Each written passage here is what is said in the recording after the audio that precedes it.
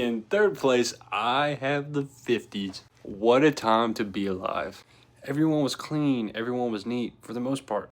Everybody met standards, everybody had standards. This was the rise of rock and roll. This is when Elvis, Chuck Berry, Little Richard, Buddy Holly, this is when they all, got rock and roll, rolling.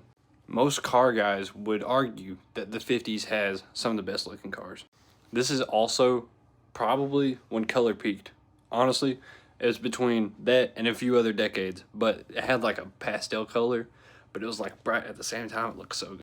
Second place, we got the 90s. This is when the Cold War ended and movies, music, cars, entertainment, everything was great. Fashion. And this was one of the last decades when people could finally be themselves while also hanging out with each other without getting distracted. This is also when hip-hop really took off, thanks to people like Pac and Biggie. Now, hip-hop did start in the 80s, but the 90s really got it rolling. Thanks to the 90s, hip-hop is one of the biggest genres of music currently. The worst part about the 90s was the massive amount of violence, and sadly this has carried on to today, and is very popular. First place is, you guessed it, the 80s. This is when the Soviet Union collapsed and the Berlin Wall was torn down. The worst things about the 80s would have to be an epidemic and the start of CNN.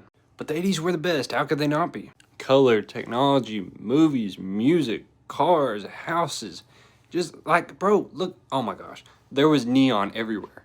Like you go like riding down the street, you go to a drive-in movie, go to an arcade, and there's neon lights everywhere. How cool would that be today? Riding bikes, just hanging out, and people were actually people. If I had a time machine, this will be my top pick.